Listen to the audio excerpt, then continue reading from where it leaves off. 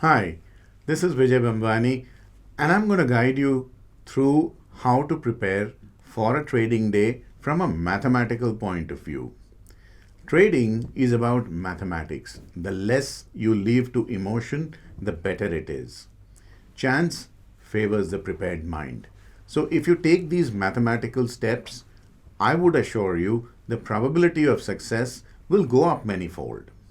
Now, let me guide you through the mathematical aspects of the market. First and foremost, once the trading session is over, do a good detailed chart reading for the next trading session. So, you basically have an idea of what you might have to do tomorrow. I use the word might because there's a lot of slips between the cup and the lip. The overseas market could change.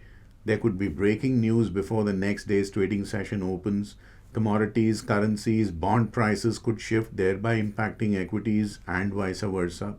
So, you should basically prepare one day in advance and then do a recheck again before the next day's trading session. The next item on the checklist, make a list of couple of buy and sell scripts, whether it is commodities, currencies, equities, or bonds. Have a list of bearish counters, have a list of bullish counters. Do not make a fixed decision to buy or sell one day in advance.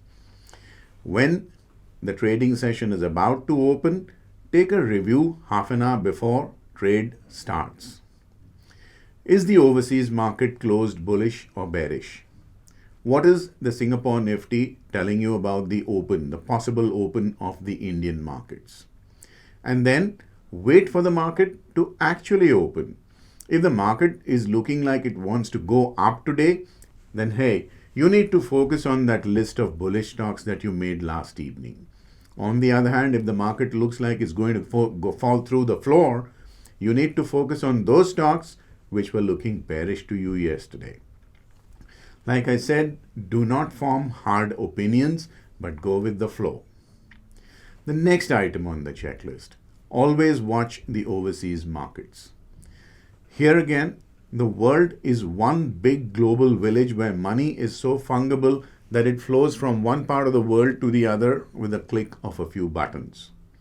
And like I've said in the other videos about the presidential cycle in the United States, there are positions in the markets which are extremely predictable. So you have corporate announcements, you have quarter endings, which I've told you in another video, where mutual funds tend to ramp up their NAVs by resorting to bullish buying. The next item on the checklist is about what part of the trading cycle you're on. Always make note, like I've told you in another video, about quarter endings. Mutual funds tend to boost their NAVs by resorting to last minute buying at quarter ends. Therefore, markets, if all other factors remain constant, tend to be bullish. Also remember about the video I sent you about Santa Claus rallies.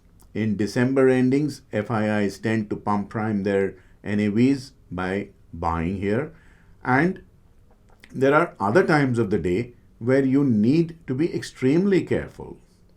The first 5 to 10 minutes of the trading session and the last 5 to 10 minutes of the trading session should be avoided because this time of the trading session is dominated by BTST or STBT traders. BTST traders are buy today, sell tomorrow traders who will enter a long position in the last 2 to 3 minutes of the trading session only to square it up in the first 2 to 3 minutes of the next day's trading session. STBT, on the other hand, are traders who go short in the last 2 to 3 minutes of a trading session only to cover their shorts in the first 3 minutes of the next day's trading session. So the last and the first 5 to 10 minutes are dominated by a lot of volatility caused by these STBT and BTST traders. These are clearly times when veteran traders would like to avoid initiating fresh trades.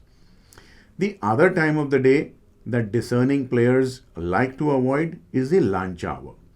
Here, due to obvious reasons, volumes are thinner, and therefore a little bit of buying or little bit of selling sends prices out in an exaggerated manner in big outsized movements. Here again, you could hit a stop loss faster than the blink of the eye. So avoid trading in the lunch hour and raise the probability of staying away from whipsaws. Avoid illiquid items. This would be my next on the checklist. The reason is amply clear. If you get stuck in an illiquid item, you could get an entry into a trade, but you may not be able to get out. Who wants that?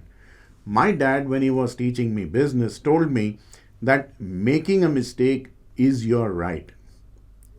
As a matter of fact, he used the words of going wrong is your right, but correcting that wrong as fast as possible is what sets a good businessman apart from the others.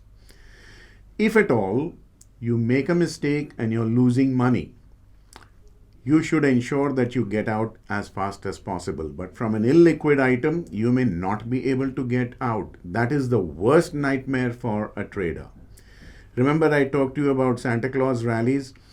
During the last few trading sessions of December, there have been times when in futures positions, I have seen on my snapquote window the distance between one trade and the other in terms of time difference is as big as 10 minutes. Can you imagine for 10 minutes there's no trading taking place on the counter where you have an open position? That's a nightmare. So avoid illiquid counters. The next item on my trading list would be not to enter those counters where the market-wide position limits or the amount of exposure that the total market can take determined by the exchanges and SEBI has crossed 80 to 85% of the entire exposure allowed. This is called MWPL or market-wide position limits. I'll explain to you why. If at all a counter exceeds 90% of the MWPL, it goes into a ban period. No fresh positions are then allowed. You are only allowed to square up positions that you're existingly holding. I'll tell you a personal example. 3 years ago, I entered into a counter with a short position. And I had deliberately entered short, keeping in mind that I would be adding on to these short positions in a few minutes after the first trade was initiated. I failed to check the MWPL before trading started. To my utter horror, MWPL at open was 89% and within the first few seconds crossed 90. I could not average my short position even though that was the game plan because the stock went into a ban. If at all, even by mistake, you were to enter into a fresh trade after the ban period is hit, you would pay a huge penalty imposed by the exchange on your broker, who in turn would debit your ledger with that penalty. You clearly want to avoid such embarrassing situations. Let me go one step further. The exchange has two kinds of margins. One is the span or the initial margin deposit that you are required to pay upfront before the trade can actually go through or get executed. The other is the exposure margin. The higher the exposure on that particular counter, the higher the margin goes. Up to 59.9%, the exchange does not impose additional exposure margins. But once the stock crosses 60% of MWPL, additional exposure margins come into play.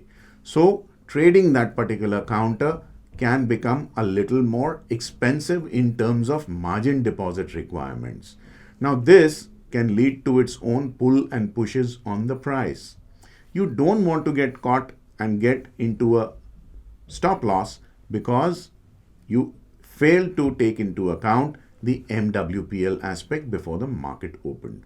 So you see, there are a lot of moving parts that go into a trade before you can actually initiate a trade and close it successfully.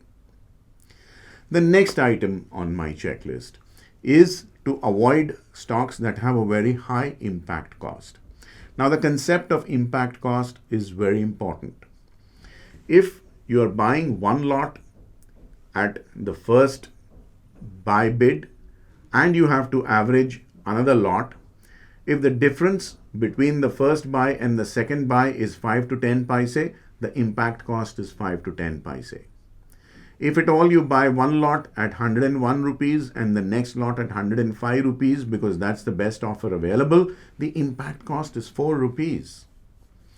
Now, the lower the impact cost, the higher is your take home profit, and the higher the impact cost, the lower your take home profit. So you need to decide whether you want to work for yourself or work for somebody else.